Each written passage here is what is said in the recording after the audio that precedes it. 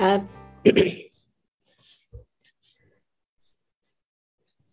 बहुत ही धन्यवादी है अपने प्यारे खुदाम के कि उसने एक मौका दिया कि हम कुछ देर आप प्रिय बहनों के साथ प्रभु का वचन शेयर कर सके। और इसके लिए हम प्रभु का धन्यवाद करते हैं। प्रभुलाई धन्यवाद दिन्छु कि तपाई प्रिय दिदीबहिनीहरुको साथमा प्रभुको वचनहरु बाँडचुँड गर्ने यो मौका प्रभुले दिनु भएको छ। मैं तो अनवर्दी वेसल हूँ, म तो एउटा अयोग्य पात्र हूँ, पर हम अपनी सारी बातों के लिए अपनी सामर्थ प्रभु से मांगते हैं। तर जे भन्नु छ म सबै कुराको लागि सामर्थ प्रभुबाट नै माग्छु। आज हम आपके साथ वचन शेयर करेंगे जो हम सब उससे परिचित हैं। आज म तपाईहरुको साथमा वचन बाँड्न गइरहेको छु जुन वचनहरुको परिचय हामीलाई छ। हमारे परमेश्वर ने अपने प्रिय पुत्र प्रभु यीशु मसीह को यहाँ पे भेजा था सेवा के लिए। हाम्रो लागि हाम्रो पिता परमेश्वरले उहाँको सेवा गर्नको निम्ति प्रभु यीशु मसीहलाई पृथ्वीमा पठाउनु भयो। और बनी इस्राएल परमेश्वर के चोजन पीपल थे, इसलिए प्रभु यीशु मसीह उन्हीं के बीच में से आए, जन्म लिया और प्रभु ने पूरा समय बनी इस्राएल के सेवा के लिए दिया। अनि इजरायलीहरु चाहिँ प्रभुले चुनिएका लोगहरु हुनुहुन्थ्यो अनि उनीहरुको बीचमा नै प्रभु यीशु मसीह आउनुभयो अनि सेवा गर्नुभयो। तो ये प्रभु यीशु मसीह की 3.5 साल की सेवा ज्यादा यरूशलेम में हुई और हम देखते हैं कि वो सेवा सारी दुनिया की थी, लेकिन जो उनका केंद्र था सेवा का वो यरूशलेम था। प्रभु यीशु मसीहले 3.5 सालको सेवा चाहिँ यरूशलेममा नै प्राय जस्तो गर्नुभयो। यद्यपि सारा संसारको निम्ति नै त्यो सेवा थियो, तर पनि प्राय जस्तो उहाँ चाहिँ यरूशलेममा केन्द्रित हुनुहुन्थ्यो।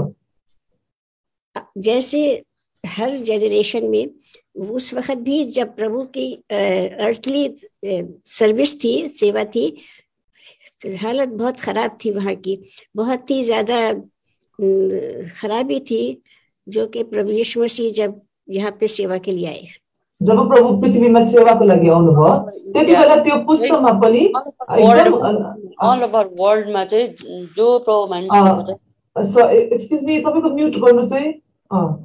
सारा संसारमा नै कसरी उहाँले चाहिँ वास्तवमा सेवा गर्न आउनु भएको थियो। ये प्रभु यीशु मसीह बराबर उनके बीच में सेवा के बहुत मिरेकल्स दिखाए। प्रभु यहाँ सेवा गर्न आउनु हुँदाखेरि धेरै आश्चर्य कर्महरू गर्नुभयो और उन्होंने 5,000 के भीड़ को खिलाया और सिर्फ 5 रोटी और 2 मछली में, और उन्होंने सबसे बड़ा मिरेकल जो था वो लाजर को 4 दिन के मुर्दे को जिलाना था, जो उन्होंने देखा। 5 रोटी र 2टा माछालाई द्वारा 5,000लाई खुवाउनु भयो। अनि सबैभन्दा ठूलो आश्चर्य कर्म चाहिँ यो गर्नुभयो कि मरिसकेको लाजरसलाई 4 दिन बाद उहाँले जिलाउनु भयो अनि त्यो सबैले देखे। इतना सब देखने के बाद भी वो विश्वास नहीं करते थे कि ये परमेश्वर का भेजा हुआ, जाने उसको डेटी नहीं मानते थे, उसको बहुत ही ज्यादा अनादर करते थे प्रभु यीशु मसीह का। यो सबै देखेर पनि सबैले उहाँमाथि विश्वास गर्थेनन् अनि उनलाई चाहिँ एउटा ईश्वर भनेर कसैले पनि मान्थेनन्, तर उहाँलाई चाहिँ अनादर गरे।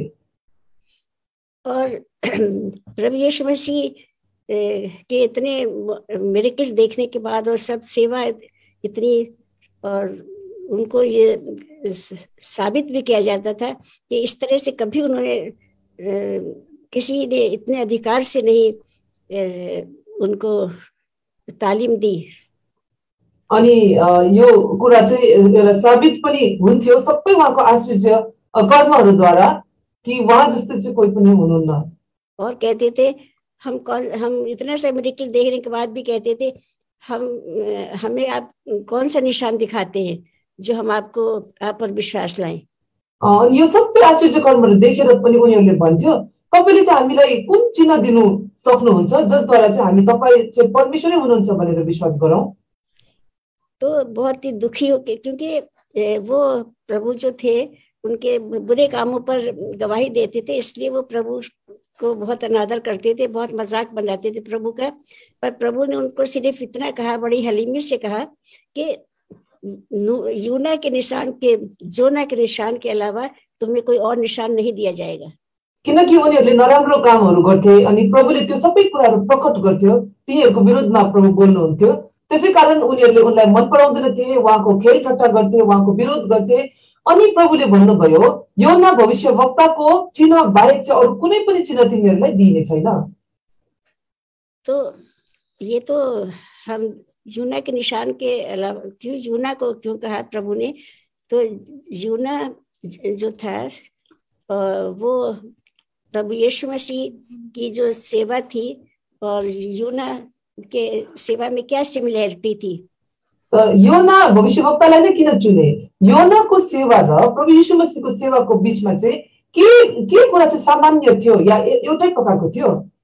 हाँ, बहुत ही जनरल तौर पे तो लोग सिर्फ यही जानते थे, और हम लोग देखते जनरल तौर पे सभी जानते हैं कि यूना जैसे 3 दिन मछली के पेट में रहा और फिर 3 दिन के बाद मछली ने उसको उगल दिया, इसी तरह से प्रभु यीशु मसीह भी 3 दिन और 3 रात कब्र के अंदर रहे और तीसरे दिन जीवित होकर वो उठ गए। जीवित प्रभु यीशु मसीह हैं। ये सिमिलैरिटी तो ज्यादातर सब लोग जानते हैं। साधारण तौरले सबैलाई यति मात्र थाहा छ कि जसरी योना भविष्यवक्ता चाहिँ त्यो माछाको पेटमा 3 दिन बस्नुभयो अनि 3 दिन बाद चाहिँ माछाले उनलाई उल्टी गरेर निकाल्नुभयो, सोही प्रकारले प्रभु यीशु मसीह पनि चिहानभित्र 3 दिन रहेर 3 दिन बाद उहाँ बौरी उठ्नुभयो भनेर त्यति मात्र सबैलाई थाहा छ। तो प्रिय बहनों, हम अब ये इस सिमिलैरिटी के अलावा हम जो खास यीशु मसीह ने जो इशारा किया था वो उनकी जो सेवा थी उसके तरफ इशारा किया था कि हम देखेंगे कि यूना जो था वो एक प्रॉफिट था और किस तरह उसको इस्तेमाल किया अपने लिए सिमिलैरिटी दिखाने के लिए।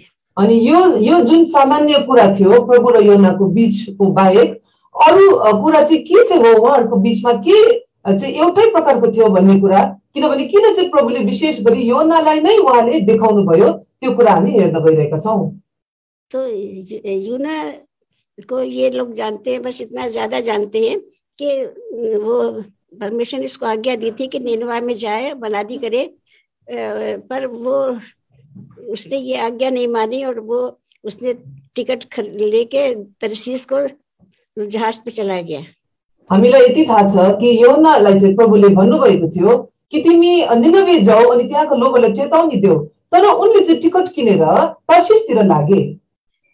पर हम देखेंगे यूना के जीवन से कि यूना जो उसने ऐसा जो किया तो किस तरह से उसको परमेश्वर ने इस्तेमाल किया आगे। तर हामी हेर्न गइरहेको छौं योनाले यस्तो गरे तापनि कसरी परमेश्वरले उनलाई प्रयोग गर्नुभयो। देखिए, जब वो बहुत ही भयंकर स्टॉर्म तूफान आया उस जहाज में, जब वो बैठ गया तो बहुत भयंकर तूफान आया और लोग बहुत घबरा गए।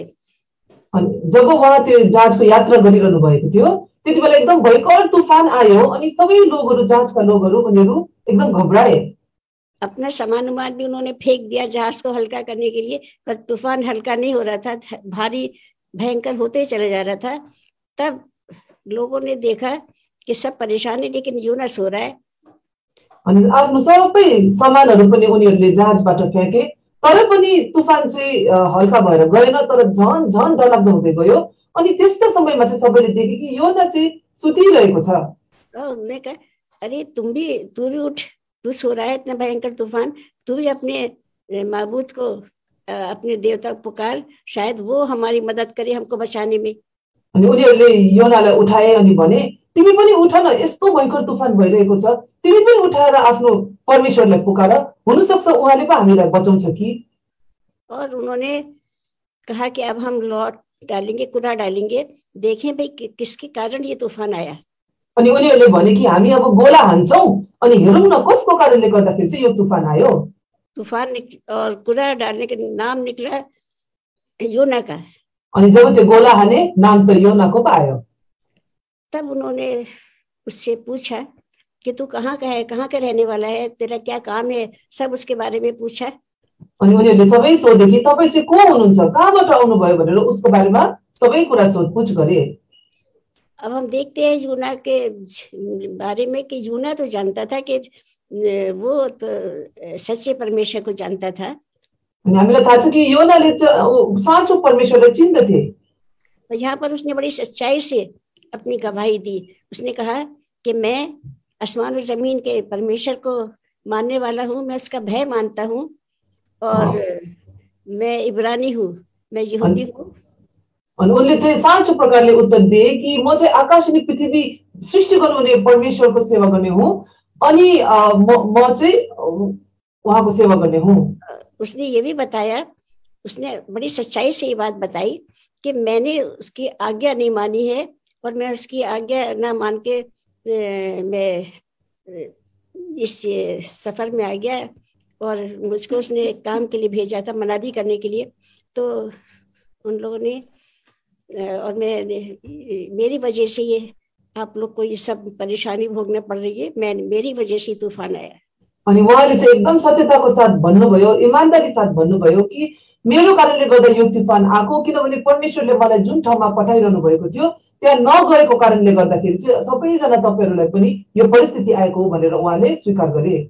देखिए वचन भी हमको ये बताता है कि अगर हम अपने गलतियों को, अपने गुनाहों को मान ले, सच्चाई से मान ले और उनको छोड़ दे तो आगे हमको सफलता मिलती है और नहीं माने तो नहीं मिलेगी।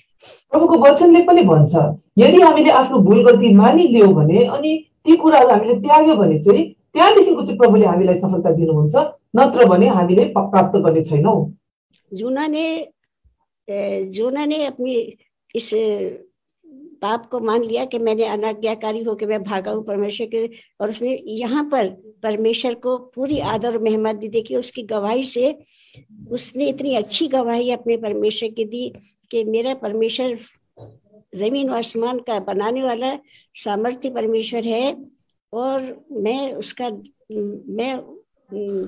उसका आदर भी मानता हूँ, बहुत आदर मानता हूँ। पर मैं डर के बारे मैंने उसकी आज्ञा का उल्लंघन किया है, तो मैं आपको लोग को बताता हूँ मेरे कारण ये सब हुआ।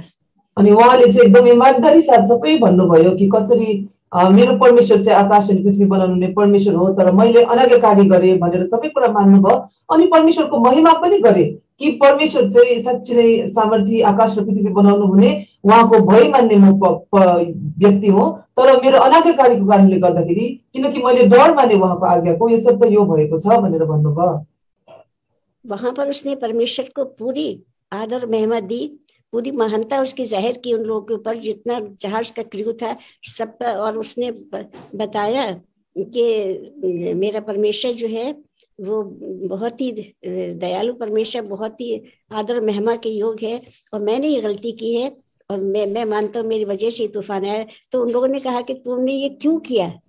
अनि उहाँले चाहिँ एकदम परमेश्वरलाई आदर दिँदै भन्नुभयो, उहाँ चाहिँ सम्पूर्ण प्रकारले आदर अनि महिमाको योग्य परमेश्वर हुनुहुन्छ।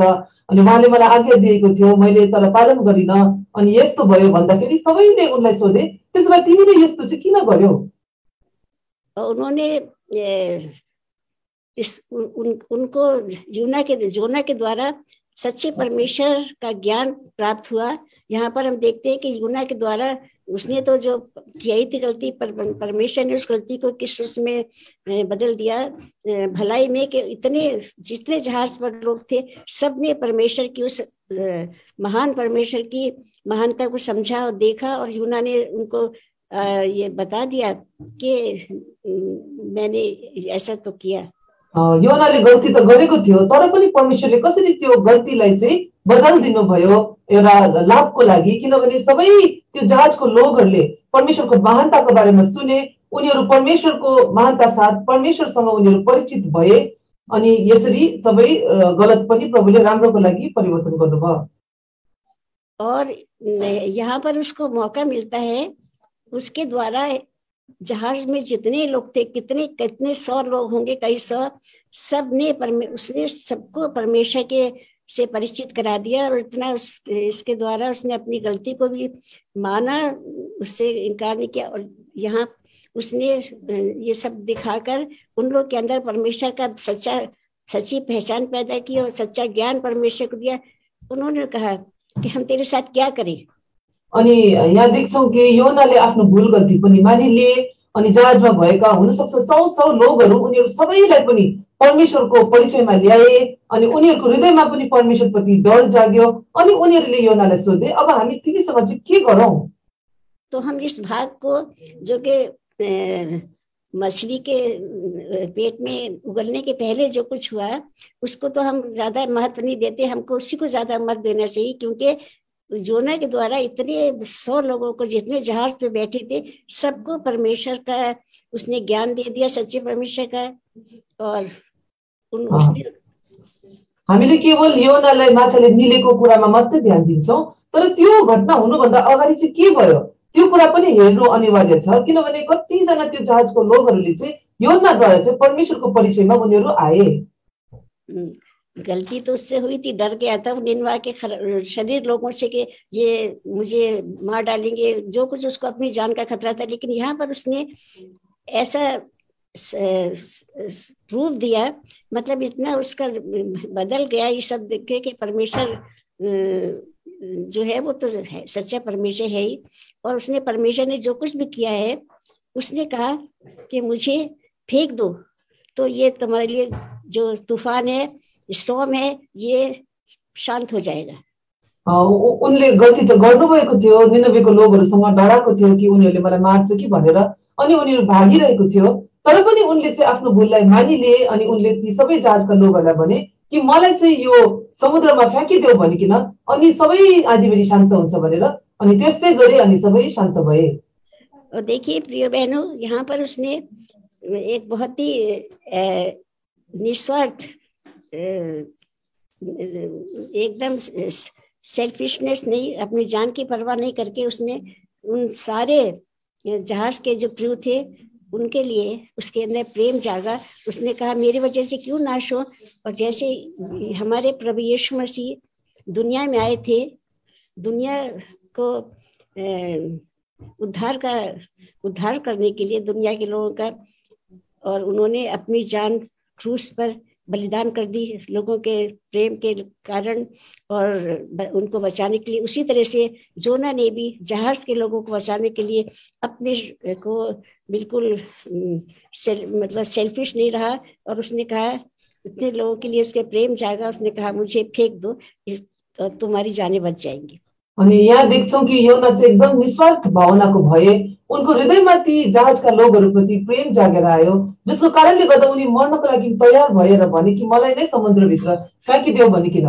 अनि सोही प्रकारले प्रभु यीशु मसीह पनि यो पृथ्वीमा आउनुभयो, हामीलाई उहाँले प्रेम गर्नुभयो, हाम्रो निम्ति उहाँले क्रुसमा आफ्नो प्राण दिइकिन बचाउनु भयो। अनि यस प्रकारले एउटै कार्य यसरी दुईजनाले गरेको हामी देख्दछौं। अब देखिए यहाँ पर वो लोग जो थे, उनके अंदर भी इतना ज्यादा परमेश्वर की भय, परमेश्वर का प्रेम, परमेश्वर के लिए आदर मेहमान जाग गया था। वो लोग जान गए थे सच्चे परमेश्वर है, जो कि काम करता है, बात करता है, जो कि अपनी महिमा दिखाता है। तो उन्होंने उस सच्चे परमेश्वर से कहा, प्रार्थना की कि हम इस आदमी की जो जान है, इसका खून हमारे गर्दन पर न हो। अनि हामी देख्छौं कि ती सबै लोगहरूले पनि परमेश्वरको भय मान्न थाले। उनीहरू पनि उहाँको परिचयमा आए कि उहाँ चाहिँ साँच्चै महान परमेश्वर हुनुहुँदो रहेछ भनिकिन। अनि उनीहरूले पनि भने परमेश्वरलाई कि यो मान्छेको खून चाहिँ हाम्रो शिरमा नआओस् भनिकिन भने। और जैसे पिलातुस ने, हमारे प्रभु यीशु मसीह के समय पिलातुस ने कहा था, मैं इस धर्मी के खून से अपने हाथ धोता हूँ, उसी तरह से उन लोगों ने भी परमेश्वर, सच्चे परमेश्वर को अब जाना और कहा कि हमारी गर्दन पर इसका खून न रहे और हमको क्षमा कर दीजिए। जसरी पिलातुसले पनि भनेको थियो कि मेरो हात म धुँदछु, यो मान्छेको खून चाहिँ म माथि नआओस्, मेरो कारणले गर्दा नभएको होस् भनेर, सोही प्रकारले उनीहरूले पनि परमेश्वरलाई भने कि यो मान्छेको खुन चाहिँ हाम्रो कारणले गर्दा नभएको हुन्, हामीमाथि इल्जाम नआएका हुन्। तो यहाँ पर हम देखते हैं कि जोना ने गलती जो की थी, परमेश्वर ने उस गुनाह को करके क्षमा करके, उसने जब कन्फेस किया, उसने जब पूरा अपना सब पाप मान लिया और परमेश्वर को महानता दी, परमेश्वर की महानता को कि कितना महिमा में परमेश्वर है, उन लोगों के सामने उनको प्रकट किया, उन लोगों को सच्ची पहचान मिल है। तो हम देखते हैं, देखिए कितना फर्क हो गया। जितने जहाज में लोग थे उन्होंने सब सच्चे परमेश्वर को पहचाना और देखा सचमुच में जोना को फेंकने के बाद समुद्र में उनके लिए शांत हो गया समुद्र। अनि जुन चाहिँ दण्ड चाहिँ योनाले उनको अपराधको कारणले गर्दा पाउनु पर्ने थियो त्यो कुरा पनि बदलियो भनेर हामी देख्छौं। किनभने योनाले कति प्रभुको महिमा गरे, प्रभुको महानता प्रकट गरे अनि ती लोगहरूलाई प्रभुको परिचयमा ल्याए। अनि सोही प्रकारले जब उनीहरूले पनि योनालाई समुद्रमा फ्याँके अनि साँच्चै नै सम्पूर्ण आँधीबेहरी त्यति बेला शान्त भएर गयो।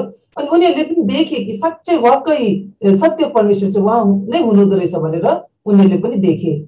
और इसका सबूत ये है, इसका प्रूफ ये है कि उन सच्चे परमेश्वर को पहचाना, इस परमेश्वर को जिसको कि जोना मानता था वो भी मानने लगे और उन्होंने इस परमेश्वर के लिए बलिदान सैक्रिफाइसेस चढ़ाई और सैक्रिफाइसेस ही चढ़ाई बल्कि ये उसके लिए मन्नतें भी मानी कि हम आगे जाकर आपके लिए और भी हम सैक्रिफाइस करेंगे। इतना परिवर्तन हो गया, उन सब बदल गए उनके जीवन। अनि उनीहरू सबैजना पनि जीवित परमेश्वरको परिचयमा आए। उनीहरूको जीवन पनि एकदमै परिवर्तन भएर गयो किनभने उनीहरूले देखे कि उहाँ नै सत्य हुनुहुँदो रहेछ भनेर। यहाँसम्म कि उनीहरूले प्रभुको लागि बलिदानहरू पनि चढाए। अनि यति मात्र होइन, उनीहरूले अझै निर्णय पनि गरे कि भाकल पनि गरे कि प्रभु हामी आउँदो दिनमा अझै पनि बलिदानहरू तपाईको निम्ति हामी चढाउनेवाला छौं भनेर। तो जोना को भी परमेश्वर ने क्षमा किया था और जोना मछली ने उसको उगल दिया और जोना ने जाके मनादी की निनवा में कि 40 दिन के बाद निनवा बर्बाद हो जाएगा। पर निनवा के लोगों ने सच्चे तौर से पश्चाताप किया। इतना पश्चाताप जानवरों और तक ने कुछ भी नहीं खाया पिया और ये परमेश्वर ने उनके इस पश्चाताप को देख के उनको क्षमा कर दिया। योनाले पनि क्षमा पाए अनि निनवेका सबै लोगहरूले पनि त्यो चेतावनी सुनेर उनीहरू सबैले पश्चाताप गरे। यहाँसम्म कि पशुहरूले पनि जानवरहरूले पनि एकदमै उनीहरू उपवास, सबैजना उपवासमा बसे। उनीहरूलाई पनि केही खानापिना उनीहरूले गरेन अनि यस प्रकारले सबैले परमेश्वरबाट क्षमा पाए। तो देखिए, हम देखते हैं कि जोना की सेवा यहाँ पर हुई और निनवा के लोगों ने पश्चाताप किया, लेकिन हम यही सिमिलैरिटी देखते। प्रभु यीशु मसीह ने 3.5 बरस यरूशलेम में लोगों को प्रचार करते सिखाते रहे कि अपने बुरे कामों से मन फिराओ और लेकिन वो लोग जो थे उन्होंने अपने को धर्मी ठहराते थे और यीशु मसीह की बात नहीं मानी और यीशु मसीह बहुत दुखी उनके जीवन से थे। तर के भयो भन्दा योनाले जब चेतावनी दिए सबै लोगहरूले पश्चाताप गरे अनि उनीहरूको हृदय परिवर्तन गरे। तर प्रभु यीशु मसीहले 3.5 वर्षसम्म यरूशलेममा जति उहाँले वचनहरू दिए, चेतावनी गरे, तर सबै लोगहरूले उहाँको चाहिँ सुनेनन्। तर उनीहरू आफै स्वयं उनीहरू धर्मी बने अनि प्रभुलाई उनीहरूले तुच्छ ठाने। तो देखिए, ये प्रभु यीशु मसीह ने उनसे बिल्कुल साफ तरह से कहा, इतनी अच्छी तरह उनको समझाया कि निनवा के लोगों ने पश्चाताप किया और वो बच गए। खुदा ने उन पर रहम किया और उन पर वो बला नाजिल नहीं की। लेकिन यहाँ पर वो है जो कि यूना से भी बड़ा है। अनि प्रभु यीशुले भन्नुभयो, जब योनाले प्रचार गरे, चेतावनी दिए, तब निनवेका लोगहरूले पनि पश्चाताप गरे अनि प्रभुबाट उनीहरूले क्षमा पाए। तर यहाँ यस्ता लोगहरू छन् जसले चाहिँ पश्चाताप गरेनन् र गर्दैनन् भनेर प्रभुले भन्नुभयो। और जब यीशु मसीह ने कहा कि भाई परमेश्वर तो न्यायी परमेश्वर है, जब पश्चाताप नहीं किया था सदोम अमोरा के लोगों ने तो उन पर बला नाजिल हुई थी कि आग और गंधक बरस के पूरा सदोम और अमोरा नाश हो गए थे, और निनवा के साथ भी वही होता है, लेकिन निनवा के लोगों ने पश्चाताप कर लिया। वही यीशु मसीह इन लोगों को समझा रहे थे यरूशलेम में इस्राएली लोगों को कि तुमने अगर पश्चाताप नहीं किया तो प्रभु यीशु मसीह उनको ये बताना चाहते थे, वे परमेश्वर तो न्यायी परमेश्वर है, वो जो कुछ उनके साथ हुआ तो इनके साथ भी होगा। प्रभुले चाहिँ भनिरहनु भएको थियो कि परमेश्वर चाहिँ एउटा न्यायी परमेश्वर हुनुहुन्छ भनेर। सदोम अनि गमोराले जब पाप गरे, माथिबाट आगो र गन्धक वर्षाएर त्यस शहरहरूलाई नाश गरिदिए भनेर प्रभुले भन्नुभयो। तर निनवेका लोगहरूले प्रस्ताव गर्दाखेरि चाहिँ प्रभुले उनीहरूलाई क्षमा गरे अनि यस्ता भएनन् भनेर भन्नुभयो। तर यरुशलेमका लोगहरूले पनि यदि पश्चाताप गरेन भने उनीहरूसँग पनि यस्तै प्रकारको हुनेछ भनेर चाहिँ योनाले चाहिँ प्रभु यीशु मसीहले चाहिँ भन्नुभयो र यस प्रकारले चेतावनी दियो, किनभने परमेश्वर चाहिँ न्यायी परमेश्वर हुनुहुन्छ। और देखिए वचन में भी हम पढ़ते हैं कि हमारे पास समय नहीं है कि हम उसको पढ़वाएं, लेकिन मैं बता रहे कि है प्रभु यीशु मसीह यरूशलेम पे रोए। तो प्रभु यीशु मसीह क्यों रोए थे? इसलिए कि प्रभु यीशु मसीह ने आगे तक का देख लिया था हाल के इनके पश्चाताप नहीं करने से इनका क्या हाल होगा। इसलिए प्रभु यीशु मसीह उस सारे दुख को जो आने वाला इनके पश्चाताप ना करने से, इनको जीवन नहीं अपने बदलने से, इन पर भी वो भला नाजिल होगी, जो क्योंकि परमेश्वर तो न्यायी परमेश्वर, उसका पिता न्यायी परमेश्वर है। अनि वचनमा पनि लेखेको छ कि प्रभु यीशु मसीह चाहिँ यरुशलेम हेरेर रुनु भयो भनिकिन। अनि उहाँ किन रुनु भयो? किनभने उहाँले त्यो भविष्य देख्न सक्नुहुन्थ्यो कि यरुशलेमका लोकहरूले चाहिँ पश्चाताप गर्नेवाला थिएनन्, अनि पश्चाताप नगरेको कारणले गर्दाखेरि उनीहरू चाहिँ दण्डमा पर्नेवाला थियो, किनभने परमेश्वर चाहिँ न्यायी परमेश्वर हुनुहुन्छ। यसर्थ उहाँ दुखी हुनुभएको थियो। तो निनवा के लिए तो 40 दिन दिए थे, 40 दिन में निनवा बर्बाद हो जाएगा अगर पश्चाताप तो नहीं किया, और उन्होंने पश्चाताप कर लिया। 40 दिन दिए थे इनको। और प्रभु यीशु मसीह ने कहा कि प्रभु यीशु मसीह ने जैसा कहा था, प्रभु यीशु मसीह को बहुत दुख था कि ये जो है पश्चाताप नहीं कर रहे हैं। और 40 बरस के बाद जैसे प्रभु यीशु मसीह ने वचन में हम जानते हैं, हम इसको पढ़ेंगे नहीं कि समय नहीं, तो 40 बरस के बाद जो है वो ये जो बला थी जो कि इनके पश्चाताप ना करने से 40 बरस के बाद वो सब कुछ हुआ जो कि एक पश्चाताप ना करने वाले लोगों के साथ होता है। अनि निनवेको लागि पनि यो चेतावनी थियो कि उनीहरूले पश्चाताप गरेन भने है 40 दिनसम्मको समय प्रभुले दिनुभयो, अनि त्यहाँदेखिको बादमा चाहिँ उनीहरूलाई दण्ड आउने भन्ने कुरा थियो। तर प्रभु यीशु मसीहले यरुशलेमलाई पनि प्रभुले भन्नुभयो कि तिमीहरूले पश्चाताप गरेन भने अनि कसरी साँच्चै नै 40 वर्ष बाद यरुशलेममा पनि त्यो दण्ड उनीहरूले पश्चाताप नगरेको कारणले गर्दा आए। तो यीशु मसीह रोए थे, और इसलिए कि इस पत्थर पे पत्थर बाकी नहीं रहेगा, इतना बर्बाद होगा और सबका ये हाल होगा। तो उनकी बात जो थी बिल्कुल सच तो होनी थी, क्योंकि कोई बात जो वचन में लिखी है गलत नहीं हो सकती। 30 AD में प्रभु यीशु मसीह का क्रूसिफिक्शन हुआ, सलीब दी गई, और 70 AD में यानी ठीक 40 वर्ष के बाद जैसे यीशु मसीह ने कहा था यरूशलेम के ऊपर वो बला नाजिल हुई जो कि पश्चाताप न करने वालों पर होती है। रोमन्स ने आकर हमला किया, इनके विद्रोह करने के बाद रोमन्स ने आके इन पर हमला किया, और 70 AD में हम देखते हैं कि यरूशलेम इसमें इस्राएल में एक भी शख्स नहीं रहा, सब एक अपने जान को लेके भागे। जिस देश में उनको अच्छा लगा, जिस देश में उन्होंने जाना चाहा चले गए और वहां बस गए। लेकिन उनका जो देश है इस्राएल वो बिल्कुल बर्बाद हो गया था, एक भी वो वहां पे नहीं रहा। और जो हैकल थी वो हैकल को इतना उन्होंने तोड़ फोड़ दिया कि एक पत्थर पे पत्थर बाकी नहीं रहा, जैसे यीशु मसीह ने कहा था कि एक पत्थर पे पत्थर बाकी नहीं रहेगा। ये हाल उनके पश्चाताप नहीं करने से हुआ। अनि प्रभु यीशु मसीहले भन्नुभएको थियो कि एउटा ढुङ्गा पनि अर्को ढुङ्गामाथि रहने छैनन् भनेर भन्नुभएको थियो। अनि साँच्ची नै उहाँले भने अनुसारै 30 एडीमा चाहिँ उहाँ क्रुसमा चढ्नुभयो, उहाँ मारियो। अनि 70 एडीमा चाहिँ साँच्चै 40 वर्षको बाद उहाँ मर्नुभएको गानुभएको बौलिएको 40 वर्ष बाद चाहिँ रोमी सिपाहीहरू, रोमी लोगहरू चाहिँ कसरी इजरायलमा आए अनि उनीहरूले सबै कुरा कब्जा गरे। साँच्ची नै एउटा ढुङ्गा अर्कोमाथि रहेनन्। त्यहाँ इजरायली लोगहरू तितर बित्तर भए, जुनसुकै देशमा उनीहरू भागेर गए। अनि जस्तो प्रभु यीशु मसीहले भन्नुभएको थियो त्यस्तै हालत त्यहाँ भयो, किनकि इजरायलीहरूले चाहिँ पश्चाताप गरेनन्। तो ये हुआ।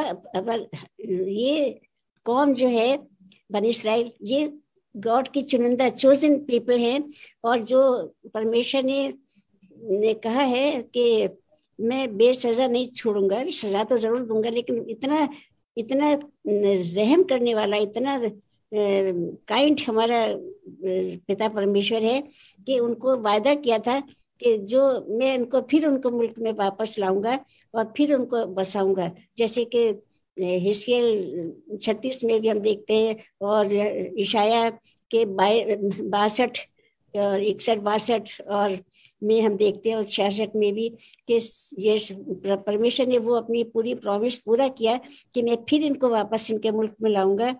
और 1945 से फिर से जूस वापस आना शुरू हो गए, और 48 में जो परमेश्वर ने उनको प्रॉमिस किया था कि मैं फिर जो पश्चाताप करेंगे और मैं उनको फिर उनके मुल्क में वापस लाऊंगा। और 48 में इस्राएल जो देश था वो एक्नॉलेज कर लिया गया। और ये हमारे परमेश्वर की दया अपने चोजन पीपल के प्रति हमने देखी बाइबल में, जो कि सच्ची दिखी। परमेश्वरले दण्ड दिन्छु त भनेको थियो, तर इजरायली उहाँको चुनिएका लोगहरूप्रति दण्ड आयो पनि। तर प्रभु यति दयालु हुनुहुन्छ। 1945 सालमा चाहिँ कसरी इजरायलका लोगहरू फेरि पनि फर्केर आफ्नो देशमा आए, किनभने प्रभुले भनेको थियो कि म यिनीहरूलाई फेरि पनि आफ्नो देशमा फर्काएर ल्याउँछु भनेर। अनि 1948 सालमा चाहिँ इजरायललाई चाहिँ एउटा जाति भनेर, एउटा देश भनेर चिनियो। अनि यस प्रकारले प्रभुले उनीहरू सबैलाई दया देखाए। और हम देखते हैं परमेश्वर का जो वायदा था वचन में, वो बिल्कुल सच्चा वायदा था कि फिर इस्राएल जो है वहां पर फिर बागे अदन की तरह, गार्डन ऑफ ईडन की तरह हो जाएगा। वहां पे फल फूल दरख्त सब बिल्कुल। आज हम इस्राएल की अगर पिक्चर देखते हैं तो वही जो परमेश्वर ने वचन में लिखी है इन सारे, इसमें हिजकियेल में भी और इसमें आइजाया में भी 61 से 64 और 5 में तो नहीं, में तो, लेकिन 66 में ये सब चीजें जो ये परमेश्वर ने जितना प्रॉमिस किया था पूरा किया। और आज इस्राएल में हम देखते हैं कि इतना ग्रीनिश, इतनी ग्रीनरी है, इतना फल फूल रहा है। तो ये हमारे परमेश्वर की महानता कि वो कितना सच्चा परमेश्वर दिखाई देती है। अनि जसरी प्रभुले उहाँले आफ्नो बाचा बान्नु भएको थियो, प्रतिज्ञा दिनुभएको थियो, सोही प्रकारले प्रभुले इजरायलसँग व्यवहार गरे। अनि साँच्चै नै जसरी प्रभुले भन्नुभएको थियो सोही प्रकारले इजरायल एकदम हरियाली भएर आयो। त्यो देशमा एकदम फल फूल त्यहाँनिर फल्न थाल्यो।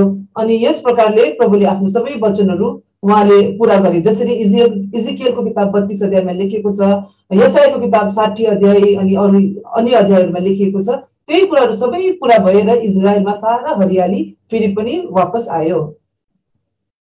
तो प्रिय बहनों, हम ये समानता जो है खास सेवा में देखते हैं। प्रभु यीशु मसीह की सेवा और जोना के सेवा में ये खास पिक्चर है। और हम देखते हैं कि हमको क्या सबक मिलता है इससे कि हम अगर हमसे गलती होती है तो हम सच्चा पश्चाताप कर ले तो हमारा जो दयालु परमेश्वर है वो हमको क्षमा कर देता है और हमको फिर आगे बहुत फलवंत करता है, बहुत ब्लेस करता है। अगर हम सच्चा पश्चाताप उसके साथ आगे कर लेते हैं तो हमको, अगर हमसे गलती हो भी जाती है, हम वीक ह्यूमन बीइंग्स हैं, तो हमको पश्चाताप कर लेने के ये होते हैं कि हमारा परमेश्वर हमको क्षमा करके फिर हमको ब्लेस करके वही फलवंत बनाता है। अनि यही सामान्यता हामीले प्रभु यीशु मसीहको सेवा र योहन्नाको सेवामा हामी देख्दछौँ। अनि हामीले यो कुरा थाहा पाउँदछौँ दुवैको सेवाबाट कि यदि हामीले गल्ती गरेका छौँ भने हामीले पश्चाताप गर्नुपर्छ भनेर। हामी मानिस हौँ र हामी दुर्बल जाति हौँ, हामी भुल गल्ती त गर्छौँ नै, तर सबैभन्दा मुख्य कुरा चाहिँ हामीले कसरी पश्चाताप गर्नुपर्छ र फेरि पनि प्रभुमा हामीले फर्केर हामीले आयो भने प्रभुले हामीलाई फेरि पनि क्षमा गरेर आशिष दिएर फेरि पनि उहाँले हामीलाई फलवन्त बनाउनुहुन्छ। और जैसे जोना ने अपने परमेश्वर को, अपनी परमेश्वर की का जो माइटी ऑलमाइटी गॉड है, उसकी जो महामय परमेश्वर है, उसको उनके सामने दिखाया। उसने अपनी गवाही देके, तो हमको भी जब जब मौका मिलता है हम दूसरों के सामने अपनी गवाही से अपने परमेश्वर की महानता को दूसरों तक प्रकट करें। ये हम इससे बहुत अच्छा लेसन सीखते हैं। अनि अर्को पाठ हामीले सिक्छौँ कि जसरी योनाले चाहिँ परमेश्वरको महानता आफ्नो गवाही दिएर उहाँले आफ्नो परमेश्वरको महानतालाई झल्काउनु भयो, देखाउनु भयो, सो प्रकारले हामीले पनि जब जब मौका पाउँछौँ हाम्रो पनि गवाहीहरू अरूलाई बताएर परमेश्वरको महानतालाई हामीले प्रकट गर्नुपर्छ। तो ये टेस्टिमनीज, ये गवाहियां बहुत जरूरी है, लोगों के जीवन बदल जाते हैं। तो बहनों, हमको ये सबक मिलता है कि हम भी इनके जीवन से कुछ सीखें और अपने जीवन में इसको अपनाएं, ताकि हमारा परमेश्वर सबको ब्लेस करे। और मैं यही सारी बहनों से निवेदन करती हूँ कि अपने परमेश्वर के आगे अपने को दीन और नम्र बना के रखें, ताकि परमेश्वर की सारी ब्लेसिंग्स हम पर आए। अनि यो गवाही भन्ने कुरा चाहिँ यति सामर्थ्य हुन्छ, अरूहरूको जीवन बदल्न सक्छ। त्यसर्थ हामी पनि यस्तै गरौँ, हाम्रो गवाहीहरू दियौँ ताकि धेरैको जीवन बदलिन सकौँ। अनि यही मेरो निवेदन छ सबै दिदी बहिनीहरूलाई, हामी सबैजना दीन अनि नम्र बसेर चाहिँ हामी कसरी प्रभुको फलहरू हामीले प्राप्त गरौँ र प्रभुबाट आशिष प्राप्त गरौँ। और हमारे प्रभु यीशु मसीह के लिए भी कि उसने इतनी बड़ी सैक्रिफाइस क्रूस पर हमारे लिए चढ़ाई, और उसने तो जगत के लिए, योना ने तो जहाज के क्रू पर के लिए ये किया, पर हमारे प्रभु यीशु मसीह सारे जगत के लिए क्रूस पर अपना बलिदान दे के सब कुछ हमारा दान दिया है। तो उसके लिए हम जब जब मौका मिलता है हम दूसरों को जरूर उसके बारे में बताएं, ताकि दूसरे लोगों के भी जीवन बदले। यही मेरी आपसे विनती है कि हम बहनें जो है बहुत बड़ा काम कर सकती है अगर हम परमेश्वर के उसमें लग जाएं, सेवा में। अनि यो मेरो निवेदन छ तपाईहरु सबैलाई कि योनाले त त्यो जहाजको कम्ती थोरै लोगहरुको निम्ति आफ्नो जीवन दिए, तर प्रभु यीशु मसीहले चाहिँ सारा संसारका लोगहरुको निम्ति आफ्नो प्राण उहाँले क्रुसमा दिइहाल्नु भयो। यसर्थ मेरो निवेदन तपाईहरु सबैलाई छ कि जब जब मौका पाउँछौं हामीले यो सुसमाचार सुनाऊ, उहाँको क्रुसको बारेमा हामीले सुनाऊ। तो प्रिय बहनों, dear sisters, it's my great pleasure to be for a little time with you, and I really thank God for giving me this opportunity. So praise the Lord. सबै जना दिदी बहिनीहरु, मेरो चाहिँ यो एकदमै एउटा ठूलो सौभाग्य हो कि तपाईहरुको साथमा यो मौका मैले पाए प्रभुको वचनहरु बाँडचुँड गर्नु र केही समय तपाईहरुको साथमा यसरी बिताउनको लागि। यसको लागि म प्रभुलाई धन्यवाद दिन्छु अनि सबैलाई जय मसीह। Thank you sister. Channel Capernaum with Elsa दाइलाई तपाईहरु सबैजनाले माया गरिदिनुहोस्, प्रार्थना गरिदिनुहोस् अनि सब्स्क्राइब गरिदिनुहोस्। धन्यवाद।